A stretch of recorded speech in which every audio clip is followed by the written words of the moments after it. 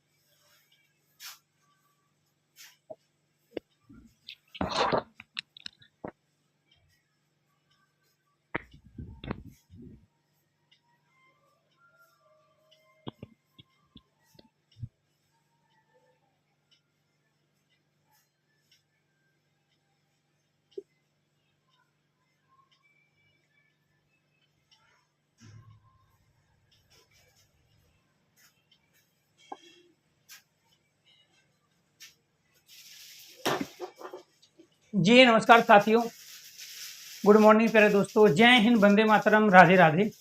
आज की जो हमारी क्लास होगी प्यारे दोस्तों, उसमें लेंगे नया टॉपिक, क्योंकि इससे पहले जो क्लास थी उसमें संज्ञा सर्वनाम 2 टॉपिक आपको करा चुके हैं। अब कौन से टॉपिक आपको पढ़ने हैं, एक बार थोड़ा सा कमेंट बॉक्स में कमेंट करें जो हमारे बचे हुए हैं, या फिर मुझे थोड़ा सा मौका दो, आपका बैच खोल के एक बार मैं देख लेता हूँ कौन से टॉपिक हमारे बच गए हैं।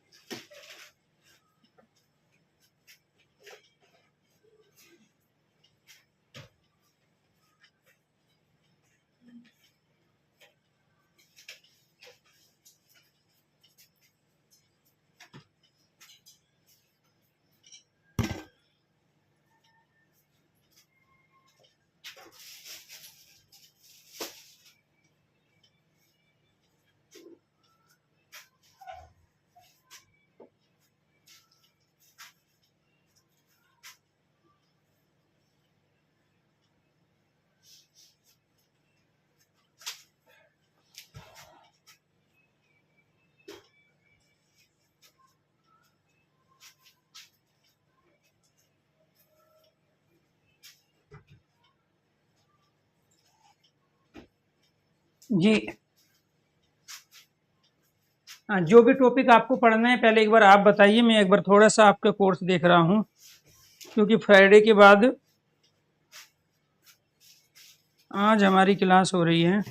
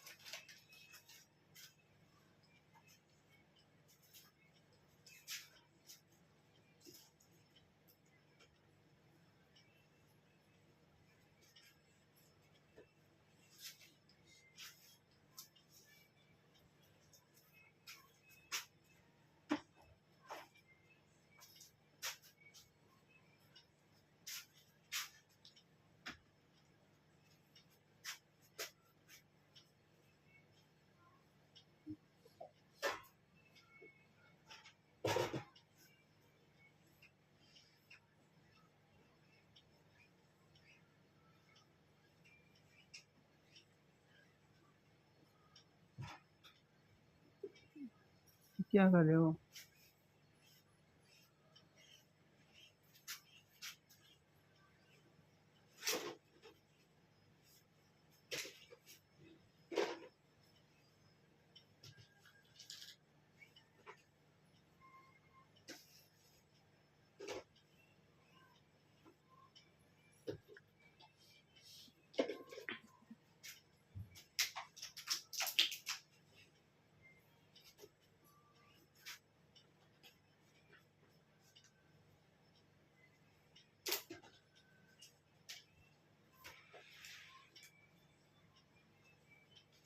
जी जी, तो एल्सुर शब्द वर्तनी। ठीक, लैपटॉप पे क्लास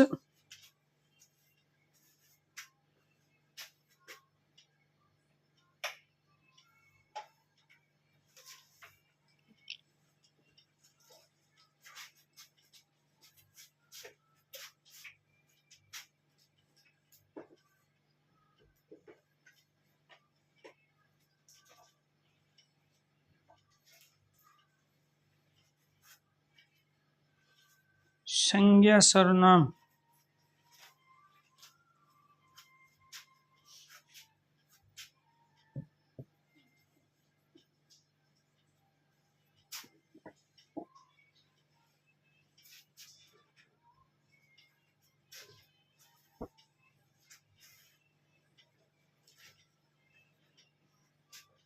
वर्तनी हो चुका है।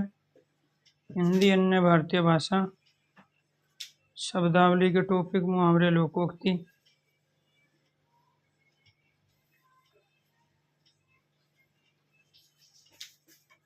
अलंकार, रस छंद, शुद्ध अशुद्ध वाक्य, वाक्य संधि, पुरस्कार,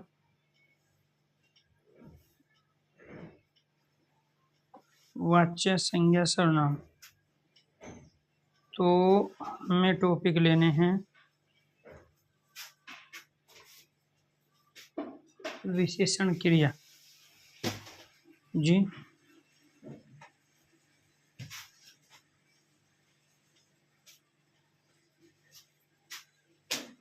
विशेषण क्रिया।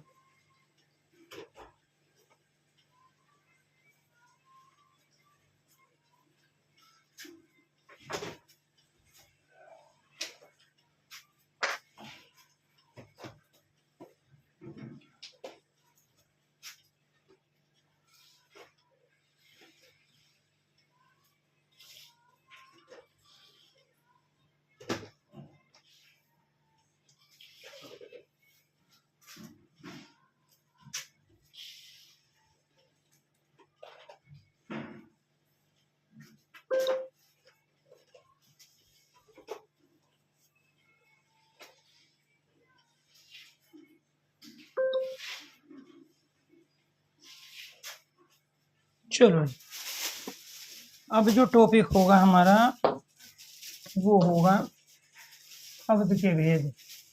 और शब्द के भेदों में शब्द के भेद महत्वपूर्ण टॉपिक है। तो शब्द के भेदों में हमारे टॉपिक चल रहे हैं प्यारे दोस्तों। पहला एक भेद है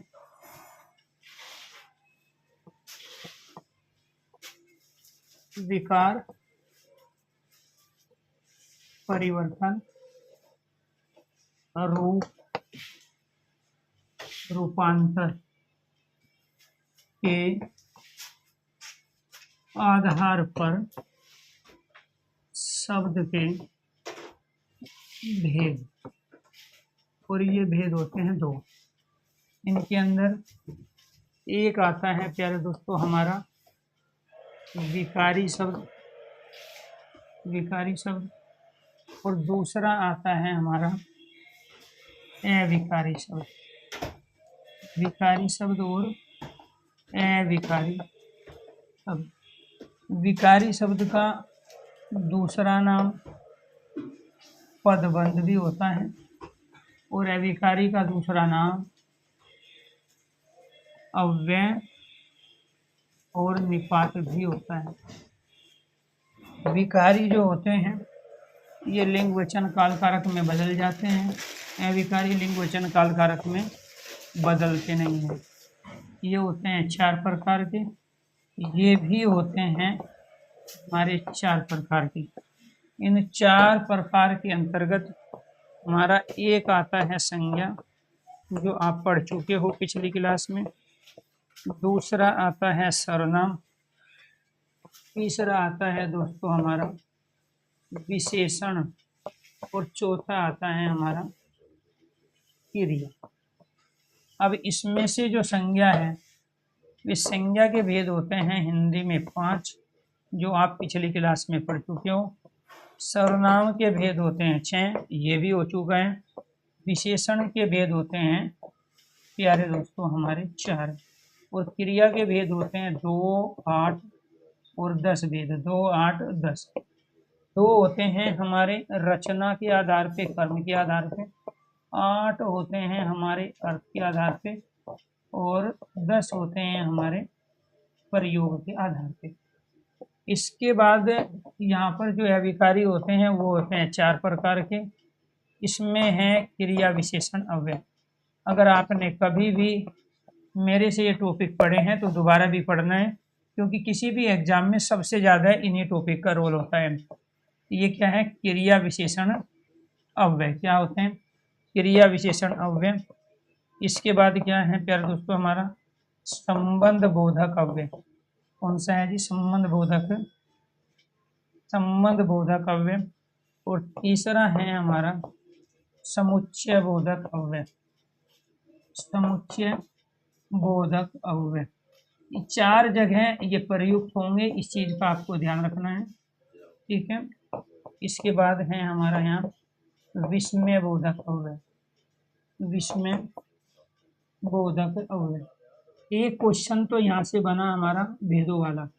एक क्वेश्चन कौन सा बना? भेदों वाला। क्या भेद? शब्द के कितने भेद होते हैं? 4। उनमें से पहला भेद क्या है ये आपको ध्यान रखना। सारे कराएंगे। अब जिस तरीके से जो ग्रुप हमने स्टार्ट किया, पहले उस ग्रुप के टॉपिक कंप्लीट हो जाने दो, उसके बाद में बाकी आपके बचे हुए टॉपिक आपके सामने आएंगे। शब्द के जो कुल भेद होते हैं दोस्तों वो 4 होते हैं। उनमें से जो पहला भेद है वो है आपका विकार। विकार कहते हैं जो चीज़ जैसी हो वो ऐसी ना रह के उसमें कुछ परिवर्तन आ जाए, तो उसी को विकार को हम क्या कहते हैं? विकार का ही दूसरा मीनिंग क्या होता है? परिवर्तन होता है। उसी को हम क्या बोलते हैं? रूपांतरण, अर्थात जो अपने रूप को बदल लेता है। तो ये जो संज्ञा, सर्वनाम, विशेषण, क्रिया है, ये अलग अलग लिंग वचन काल कारक में अपने रूप को परिवर्तित कर लेते हैं, इसलिए इनको हम विकारी शब्द कहते हैं। क्योंकि इन विकारी शब्दों के माध्यम से ही हम सेंटेंस या वाक्यांश का निर्माण करते हैं, इसको हम सब सेंटेंस या फिर सेंटेंस कहते हैं। तो सब सेंटेंस आपका उपवाक्य होता है, जिसको वाक्यांश भी कहा जाता है। सेंटेंस आपका वाक्य होता है। तो वाक्य और उपवाक्य में हम संज्ञा, सर्वनाम, विशेषण, क्रिया का प्रयोग करते हैं, जिसकी वजह से पदबंध कहलाते हैं। अर्थात जब ये पद आपस में बंधे होते हैं, या तो वाक्यांश बनाएगा या फिर प्यारे दोस्तों वाक्य बनेंगे। फिर क्वेश्चन बनता है संज्ञा के हिंदी में 5 भेद होते हैं। मूल भेद हमारे 3 होते हैं। सर्वनाम के भेद प्यारे दोस्तों 6 होते हैं, ये आपको ध्यान रखना है, ठीक है। बेनूपाल जी 52 और 53 क्लास नहीं चल रही है, तो ये तो आपकी उसमें प्रॉब्लम होगी, या फिर एक बार मैं चेक करवा लूँगा। आज ऑफिस में जाऊँगा मैं क्लास लेने के बाद में, तो एक बार मैं आपका एक बार बैच नंबर मुझे मैसेज आप छोड़ दो, ताकि मैं टेक्निकल टीम को मैं भेज दूँ। मेरे व्हाट्सएप नंबर पे आप एक बार से जो भी प्रॉब्लम आपको है मुझे मैसेज दे दो, मैं टेक्निकल टीम को भेज के उसको ठीक करवा दूंगा।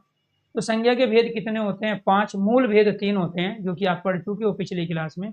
सर्वनाम के भेद 6 होते हैं, जो कि हम कंप्लीट कर चुके थे फ्राइडे वाली जो क्लास थी हमारी सर्वनाम की। विशेषण के भेद 4 होते हैं, और इसके बाद में क्रिया के भेद 2, 8 और 10 होते हैं। तो आपको ये ध्यान रखना है, आज हमें विशेषण और क्रिया इन टॉपिक को लेंगे, इनको डिटेल में हमें पढ़ना है। लेकिन इससे पहले हमें पता होना चाहिए कि विकारी शब्दों के साथ में इस विकार, परिवर्तन, रूप या रूपांतरण के आधार पर शब्द का दूसरा जो भेद होता है वो अविकारी शब्द होता है। और उस अविकारी शब्दों के अंतर्गत हम 4 प्रकार के शब्द पढ़ते हैं, जिसमें से एक होता है क्रिया, विशेषण, अव्यय, दूसरा होता है संबंध बोधक, तीसरा होता है समुच्चय बोधक, और चौथा होता है विषम्य बोधक अव्यय। इसका होता है विषम्य बोधक। तो अव्यय और निपात के नाम से आपके ये अविकारी शब्द जाने जाते हैं, क्योंकि ये किसी भी लिंग वचन काल कारक में परिवर्तित नहीं होते। अब इसमें से जो क्रिया विशेषण अव्यय हैं वो भी 4 प्रकार का होता है, और उन 4 प्रकार में कालवाची, स्थानवाची, परिमाणवाची और रीतिवाची आपके क्रिया विशेषण आते हैं। क्लियर? तो ये आपके भेदों से संबंधित क्वेश्चन थे। इसके बाद प्यारे दोस्तों, पहले तो हम विशेषण, क्रिया, अव्यय और निपात करेंगे, इसके बाद में फिर इसका आप दूसरा भेद पढ़ोगे। तो दूसरा भेद इसका कौन सा है? इसका दूसरा भेद है हमारा यहाँ पे रचना, बनावट, संरचना, रचना, बनावट, संरचना, आकृति, रचना, बनावट, संरचना, आकृति के आधार पर शब्द के भेद, और वो होते हैं हमारे 3। अब उन 3 भेदों में कौन से आएंगे जी? एक आपके आएंगे रूढ़ शब्द, जो इनके टुकड़े करने पर कोई अर्थ नहीं होता है, रूढ़ शब्द। दूसरा क्या है हमारा? यौगिक शब्द है। दूसरा क्या है? यौगिक शब्द। और तीसरा जो होता है हमारा, वो क्या होता है? योग रूढ़ शब्द होता है। तीसरा क्या होता है? रूढ़ शब्द, यौगिक शब्द। और तीसरा क्या होगा हमारा? योग रूढ़ शब्द होता है। ठीक है। रूढ़ शब्द क्या क्या लाएंगे? जो परंपरा से आने वाले शब्द होते हैं। यौगिक शब्द जो उपसर्ग, प्रत्यय, संधि से बनते हैं। और योग रूढ़ शब्द जो बहुवीरी समास के उदाहरण होते हैं। ठीक है जी, ये आपको ध्यान रखना है। तो यहाँ पर रचना, बनावट, संरचना, आकृति के आधार पर शब्द के भेद कितने होते हैं? 3। इसके बाद में फिर दोस्तों, फिर यहाँ पर जो तीसरा भेद है, तो वो तीसरा भेद क्या है जी हमारा? उत्पत्ति। तीसरा भेद है उत्पत्ति,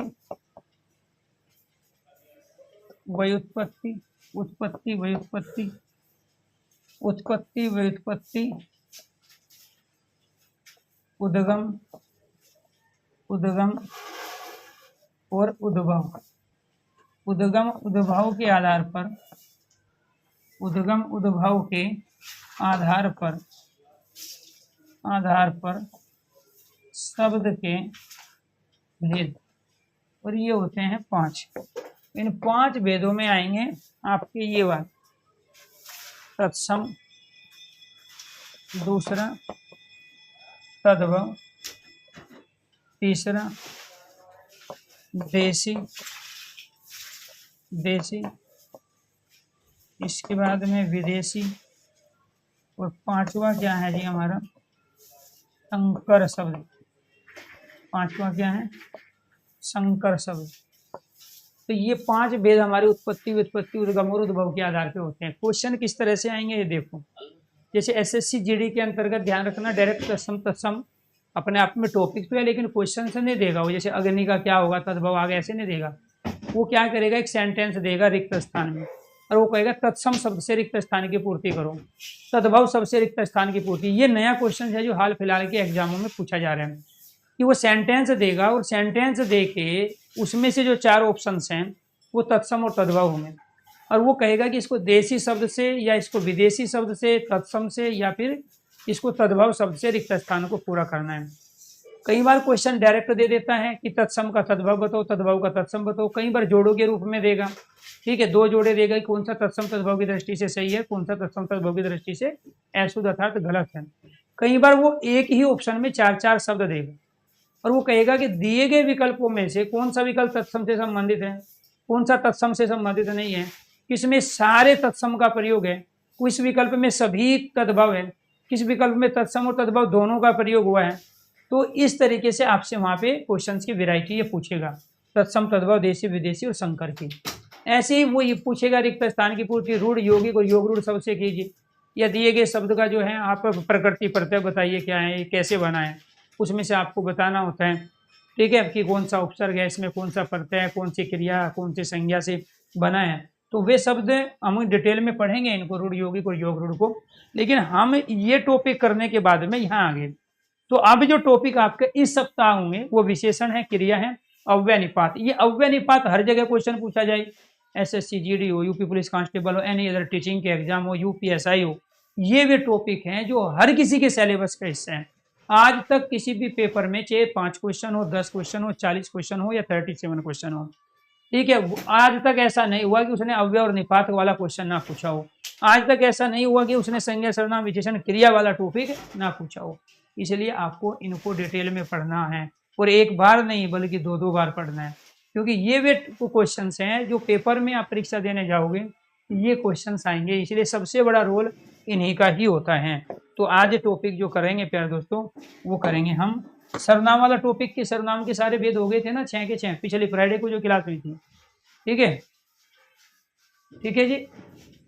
जी नहीं, वो टॉपिक अपडेट नहीं हुआ होगा, बाकी तो टॉपिक आपको सर्वनाम वाला तो करा ही दिया था पिछली क्लास में। ठीक है, अब उसके सारे भेद 6 के 6 हो गए थे कि नहीं है, एक बार थोड़ा सा कंफर्म कर दो। ठीक है, या मैं खोल के देखूँ एक बार क्रिया के भेद, मैं देख ही लेता हूँ। पिछली क्लास जो फ्राइडे को हुई थी,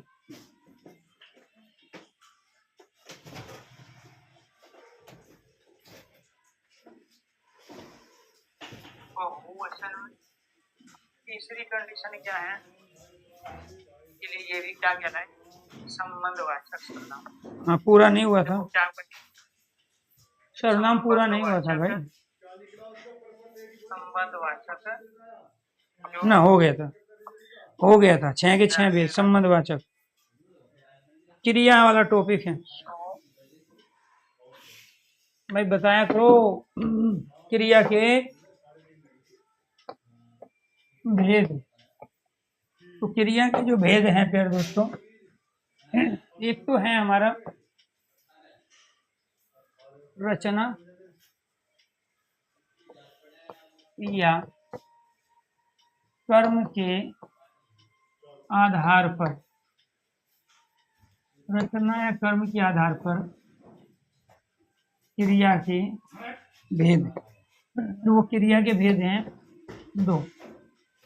कौन कौन से? एक तो है अकर्मक क्रिया, अकर्मक क्रिया, और दूसरी क्या है? दूसरी है सकर्मक क्रिया। अब इसमें से अकर्मक वहाँ होती है जहाँ कर्म अनुपस्थित है, कर्म अनुपस्थित रहता है, कर्म मतलब ऑब्जेक्ट, और इसमें क्या है? कर्म उपस्थित रहता है। जहाँ कर्म उपस्थित हो, अकर्मक क्रिया कर्म अनुपस्थित रहता है, सकर्मक है कर्म उपस्थित रहता है। इसमें कर्म आपका उपस्थित होगा। ठीक है जी। इसके बाद में दूसरा जो है, दूसरा क्या है जी इसमें? सकर्मक क्रिया,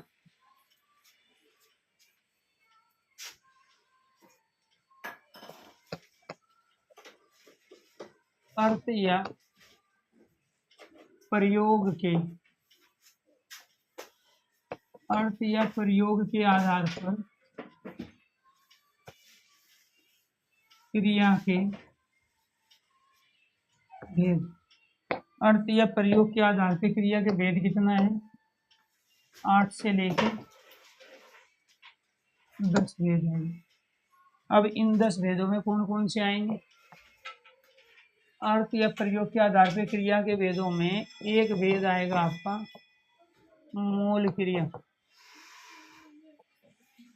इस मूल क्रिया को क्या कहते हैं? धातु। दूसरा क्या होगा? सामान्य क्रिया। तीसरा क्या है जी? साधारण क्रिया। फोर्थ सहायक क्रिया, और फिफ्थ क्या है? संयुक्त क्रिया। और यहाँ पे क्या है जी? पूर्वकालिक क्रिया। पूर्वकालिक क्रिया। 7वीं प्रेरणार्थक क्रिया। 8वीं द्विकर्मक क्रिया। 9वीं नाम धातु क्रिया। और 10वीं क्रियार्थक संज्ञा। तो ये आपको ध्यान रखना है। जी, हमने बीएसएफ ट्रेडमैन का फॉर्म भरे थे, उसमें सबसे पहले रनिंग है 5 किलोमीटर। अब क्या करें, ये है तो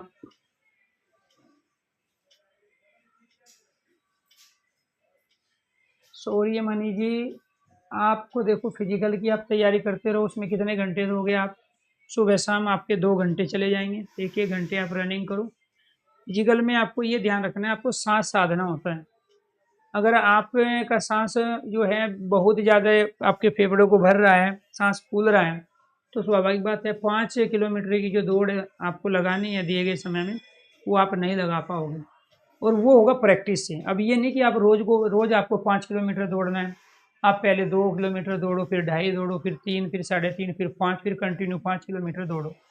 अब चलो मान लेते हैं कि उसमें आपके 4 घंटे चले जाते हैं, तो सुबह शाम ये तो कोशिश करो दिन में एक बार ही दौड़ लो तो ज़्यादा अच्छा है। लेकिन अगर सुबह शाम प्रैक्टिस करनी है, अगर नज़दीक है आपका फिजिकल और आपकी तैयारी ठीक नहीं है, तो फिर आपको दोनों वक्त दौड़ना पड़ेगा, उस तरह की डाइट भी लेनी पड़ेगी, तब जाके आपका फिजिकल होगा। लेकिन यूपीएसआई का जो एग्ज़ाम है वो आपका मार्च में है, तो आपके पास दिसंबर, जनवरी, फरवरी एक समय है, आपके पास 90 दिन अभी भी बचे हुए हैं कि जिस आधार पे अगर आप रेगुलर अपना टाइमिंग मैनेजमेंट करो तो अच्छे तरीके से आप चीज़ों को मैनेज कर सकते हो, पढ़ सकते हो। ट्रेडमैन वाली जो भर्ती है, तो मैं तो नहीं कहूँगा कि आप उसमें जाओ, एक तो बीएसएफ है, और जब आप यूपीएसआई की तैयारी कर रहे हो तो आपको छोटा नहीं सोचना है।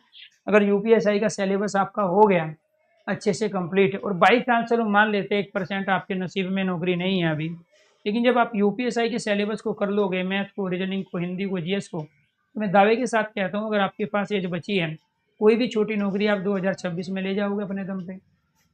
ठीक है, अगर आप बड़ी नौकरी की तैयारी करते हो, उसके सिलेबस को कवर करते हो ढंग से तरीके से, तो छोटी नौकरी अपने मुट्ठी में आ जाती है। ठीक है, जैसे फॉर एग्जांपल अगर आप यूपी से हैं तो यूपी ट्रिपल एससी के थ्रू बहुत सारी वैकेंसी निकलने वाली है। अभी टेट का रिजल्ट आएगा, लेखपाल की आएगी, सिंचाई विभाग में आएगी। ठीक है, आप बहुत सारी वैकेंसी है उसके अंदर, तो आप वैसे एग्जाम में भी अपने आप को इन्वॉल्व करना। तो अर्थ या प्रयोग के आधार पर क्रिया के 8 से 10 भेद होते हैं, ये आपको ध्यान रखना, और वो भेद हैं आपके सामने। अब बात करते हैं प्यारे दोस्तों यहाँ पर रचना के आधार पर क्रिया के जो भेद हैं, और वो क्या है? पहला, अकर्मक क्रिया। तो अकर्मक जो क्रिया है हमारी, वो कहाँ होती है जी? अकर्मक क्रिया। तो अकर्मक क्रिया की कंडीशन है हमारी वाक्य में कर्ता की प्रधानता होती है। दूसरा, क्रिया का लिंग वचन पुरुष, क्रिया का लिंग वचन पुरुष, क्रिया का लिंग वचन पुरुष, क्रिया का लिंग वचन पुरुष कर्ता के अनुसार, क्रिया का लिंग वचन पुरुष कर्ता के अनुसार रहता है। क्रिया का लिंग वचन पुरुष कर्ता के अनुसार रहता है। तीसरा, क्रिया का लिंग वचन पुरुष कर्ता के अनुसार रहता है। तीसरा, वाक्य में क्या लगाने पर, वाक्य में क्या लगाने पर उत्तर की प्राप्ति नहीं होती है। वाक्य में क्या लगाने पर उत्तर की प्राप्ति नहीं होती है? जहाँ कार्य संपन्न हो, जहाँ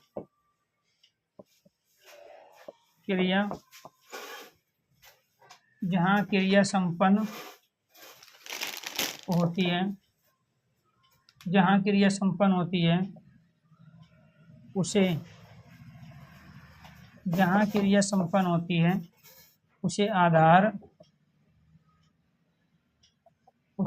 कहते हैं। जहाँ क्रिया संपन्न होती है उसे आधार कहते हैं, उसे आधार कहते हैं,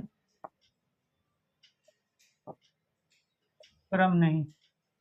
जहाँ क्रिया संपन्न होती है उसे आधार कहते हैं, क्रम नहीं। पांचवा, जिस क्रिया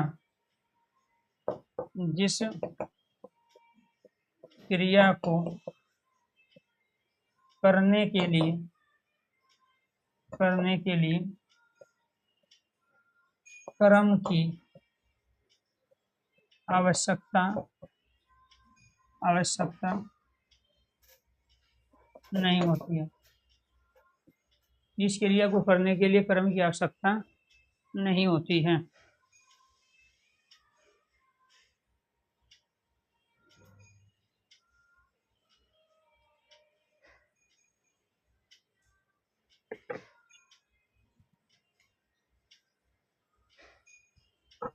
जिस क्रिया को करने के लिए क्रम की आवश्यकता नहीं होती है वो क्या कहलाती है? हमारी अकर्मक क्रिया।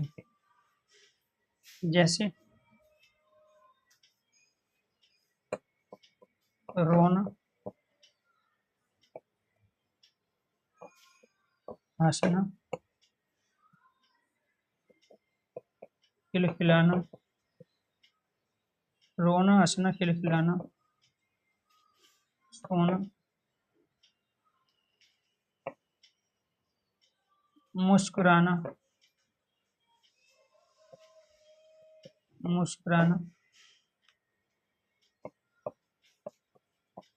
चिल्लाना,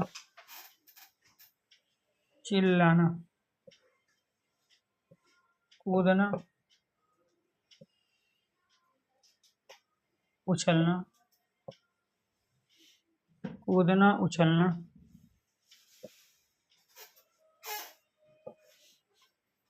उछलना,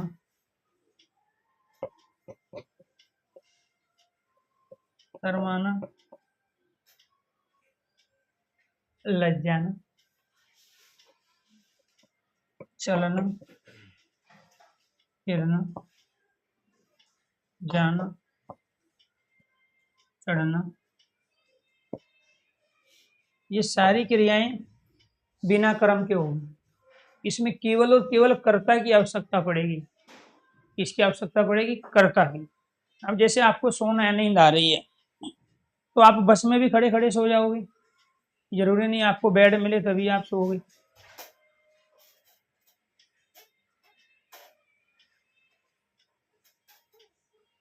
और रोना है, इसमें भी कोई रीजन नहीं होना चाहिए। तो कोई भी चीज कुछ भी याद आ जाती है तो ये कर्ता पे डिपेंड होती है। इस पे डिपेंड होती है ये कर्ता पे। अब जैसे मुस्कुराना है, चिल्लाना है, खिलखिलाना है, शर्माना, लज्जाना, ये सारी क्रिया, तो जिस क्रिया को करने के लिए क्रम की आवश्यकता नहीं होती है। लेकिन अगर मैं यहाँ क्रिया दूसरी लूं जो कि सहकर्मक क्रिया है और इन सहकर्मक क्रियाओं में ऑब्जेक्ट क्रम की आवश्यकता होगी। जैसे मैंने यहाँ पे ले लिया पीना, यहाँ पे खाना, यहाँ खेलना, पढ़ना, लिखना, ये क्रियाएं क्या है? सहकर्मक है। क्यों? इनके लिए हमें किसकी आवश्यकता पड़ेगी? क्रम की। पीने के लिए कोई ना कोई पेय पदार्थ चाहिएगा, खाने के लिए कोई ना कोई खाद्य पदार्थ चाहिएगा, कर्ता के साथ साथ, मतलब कर्ता तो होगा ही लेकिन कर्ता के साथ जब तक आपके पास वो पेय पदार्थ पानी नहीं है, जूस नहीं है, शरबत नहीं है, चाय कॉफी नहीं है, तो पीने की क्रिया नहीं हो सकती। खेलने के लिए कोई ना कोई मैच चाहिएगा आपको, क्रिकेट और उसका सामान। पढ़ने के लिए कोई ना कोई पुस्तक, पत्र, अखबार, मैगजीन, पत्रिका। लिखने के लिए आपको पेन, रजिस्टर, कॉपी। ये सब कर्म है आपके। बात समझ में आई? इनको कर्ता के अलावा एक चीज और चाहिए थी और उसको कहते हैं हम ऑब्जेक्ट अर्थात कर्म। लेकिन इनको नहीं चाहिए, इनको केवल कर्ता पे डिपेंड है। ये रोना, हंसना, खिलखिलाना, सोना। अब आपको मुस्कुराना है तो उसकी कोई वजह नहीं होनी चाहिए, तो इसीलिए आपको ध्यान रखना वो कर्म का काम नहीं करेगी, ऑब्जेक्ट का काम नहीं करेंगे। तो वाक्य में कर्ता की प्रधानता होगी। अब वाक्य वाले देख लो जी, वाक्य कैसे प्रयोग करेंगे जी अकर्मक क्रिया के हम। यहाँ पर जैसे राम पढ़ता है, दूसरा सीता गाती है, पक्षी आकाश में उड़ते हैं, मोर जंगल में नाचते हैं, छात्र मैदान में खेलते हैं, छठा मोदी जी पलंग पर होते हैं और योगी जी जमीन पर होते हैं। तो ये आपको ध्यान रखना है। तो ये आपको ध्यान रखना है, ये सारे के सारे क्या हैं? अकर्मक क्रिया। क्यों? क्योंकि इनमें ऑब्जेक्ट नहीं है, इनमें कर्म नहीं है। तो अकर्मक, कर्म से पहले क्या लगा हुआ है? कर्म से पहले ए लगा हुआ है, तो ये क्या बताता है? जहां कर्म ना हो। क्लियर? जहां कर्म, तो जो भी चीज आगे आएगी वो सारी इन पे डिपेंड रहेगी, आपको ध्यान रखना है। जो भी चीज हम आगे करेंगे शुद्ध अशुद्ध वाक्य हैं, वो बिना इनके कर ही नहीं सकते आप। रिक्त स्थान की पूर्ति वाले वाक्य हैं, शुद्ध अशुद्ध वाक्य हैं, ये टॉपिक अपने आप में डायरेक्ट तो आते ही हैं, लेकिन कुछ टॉपिक ऐसे हैं जो इन पर डिपेंड है। तो वाक्य में अशुद्धि अव्यय निपात की वजह से भी होगी, संज्ञा सर्वनाम विशेषण क्रिया की वजह से भी होगी। ठीक है? वाक्य में रिक्त स्थान की पूर्ति तत्सम तद्भव से भी करोगे आप, देशी विदेशी संकर शब्दों से। और रिक्त स्थान की पूर्ति आप संज्ञा सर्वनाम विशेषण क्रिया अव्यय निपात से भी करोगे। ठीक है? तो वाक्य में अशुद्धि का कारण और रिक्त स्थान की पूर्ति, ठीक है, वो सब इन पर डिपेंड रहते हैं। तो यहाँ राम पढ़ता है, सीता गाती है, पक्षी आकाश में उड़ते हैं, ये सारे के सारे क्या हैं? यहाँ पे कर्म नहीं है। अब देखो इसमें क्या लगाओ आप, राम क्या पढ़ता है, उत्तर नहीं मिला।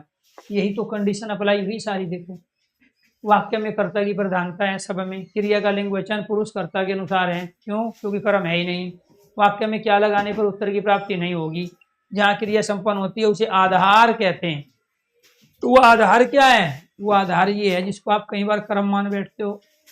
आकाश, जंगल, मैदान, पलंग, जमीन, ये आधार है, ये कर्म नहीं है। यहाँ नाचने का प्रभाव मोर पे, खेलने का प्रभाव छात्र पे, सोने का प्रभाव मोदी पे, सोने का प्रभाव योगी पे। ठीक है? यहाँ सोने से पलंग, ठीक है, बड़ा छोटा नहीं हो जाएगा। यहाँ सोने से जमीन गर्म और ठंडी नहीं हो जाएगी। तो यहाँ क्रिया किसके अनुसार है? पढ़ता राम के अनुसार। गाते स्त्रीलिंग है क्योंकि सीता स्त्रीलिंग है। उड़ते बहुवचन है क्योंकि यहाँ पक्षी बहुवचन है। नाचता एक वचन है क्योंकि मोर एक वचन है। खेलते बहुवचन है क्योंकि छात्र बहुवचन में प्रयोग हुआ, अनेक छात्र है, एक नहीं है।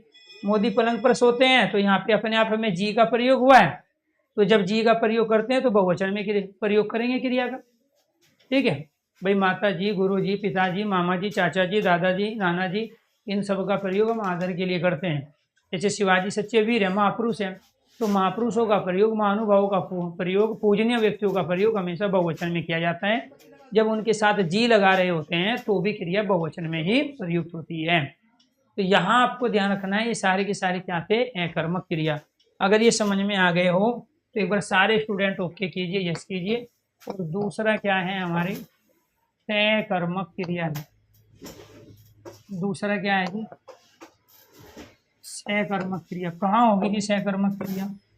तो सकर्मक क्रिया होगी दोस्तों हमारी यहाँ पर वाक्य में, वाक्य में कर्म, वाक्य में कर्म उपस्थित, वाक्य में कर्म उपस्थित होता है। वाक्य में क्रिया का लिंग वचन पुरुष, क्रिया का लिंग वचन पुरुष कर्म के, क्रिया का लिंग वचन पुरुष कर्म के अनुसार रहता है। क्रिया का लिंग वचन पुरुष कर्म के अनुसार रहता है। तीसरा, वाक्य में क्या लगाने पर, वाक्य में क्या लगाने पर उत्तर की प्राप्ति, उत्तर की प्राप्ति, वाक्य में क्या लगाने पर उत्तर की प्राप्ति होती है। वाक्य में क्या लगाने पर उत्तर की प्राप्ति होती है। क्लियर?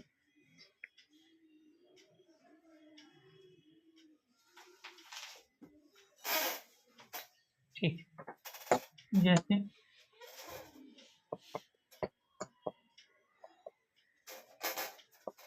राम ने पुस्तक पढ़ी,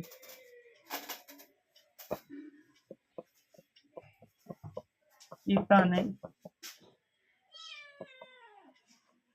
नृत्य किया, सीता ने नृत्य किया।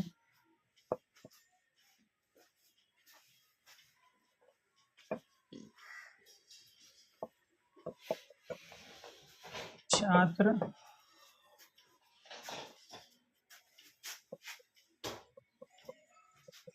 क्रिकेट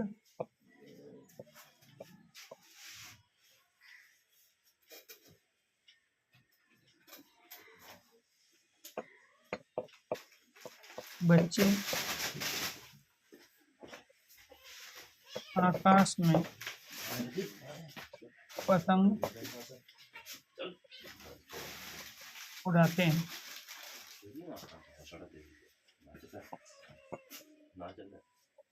छात्र ने मैदान में कबड्डी खेली।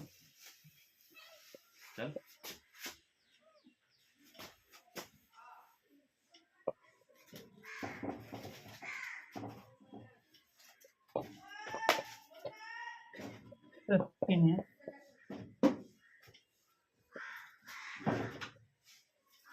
अखबार पढ़े। तो यहाँ पे देखना एक बार क्या लगाना वाक्य में। राम ने क्या पढ़ा? पुस्तक। सीता ने क्या किया? नृत्य। बच्चे आकाश में क्या उड़ाते हैं? पतंग। छात्र मैदान में क्या खेलते हैं? कबड्डी। सृष्टि ने क्या पढ़ा? अखबार। तो क्या लगाने पर उत्तर की प्राप्ति हुई?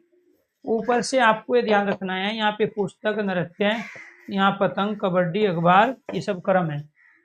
कर्ता के होते हुए क्रिया पढ़ी पुस्तक के अनुसार, किया नृत्य, उड़ाते हैं पतंग, खेली गई कबड्डी।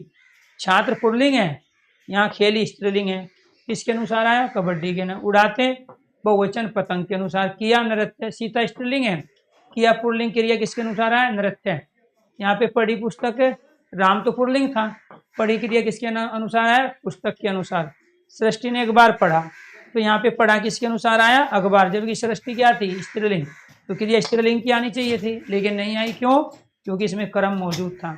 तो यहाँ वाक्य में कर्म उपस्थित है, क्रिया का लिंग वचन पुरुष कर्म के अनुसार है, वाक्य में क्या लगाने पर उत्तर की प्राप्ति हो रही है, इसीलिए ये सारे के सारे सहकर्मक क्रिया है। इसके बाद कल जो क्लास होगी आपकी वो पढ़ेंगे प्यारे दोस्तों हम अर्थ या प्रयोग के आधार पर क्रिया के 8 से 10 भेद, इनको करेंगे कल वाली क्लास में। आज के लिए इतना ही। सभी दोस्तों को नमस्कार, धन्यवाद। कैरेबिल जो स्टेट एग्जाम है उस पर मैं प्रैक्टिस करा रहा हूँ। 40 क्वेश्चन उस पर हम लेते हैं, जो आपका यार दोस्तों पूरे प्रीवियस क्वेश्चन पेपर है यूपीएसआई में। पहले मैं उसको कर रहा हूँ, उसके बाद में फिर मैं नए क्वेश्चन मॉडल लेके आऊँगा। ठीक है, तो 10 बजे आपकी क्लास होगी कैरेबिल स्टेट एग्जाम के। शाम को जो 9 बजे क्लास होगी, आपको ये ध्यान रखना है प्यारे दोस्तों, उसके अंदर मैं 100 क्वेश्चन कराऊंगा। 21 दिन 2100 क्वेश्चन, वो आपके पूरे सिलेबस से रहेंगे। तो यहाँ हम प्रीवियस क्वेश्चन पेपर से प्रैक्टिस कर रहे हैं और वहाँ नए लेटेस्ट क्वेश्चन से लेके आ रहा हूँ मैं हिंदी बायोलॉजी यूट्यूब चैनल पे 100 क्वेश्चन। तो सभी दोस्तों को नमस्कार, धन्यवाद। तो दोबारा से फिर मिलता हूँ प्यारे दोस्तों, अर्थ या प्रयोग के आधार पर क्रिया के भेदों के साथ।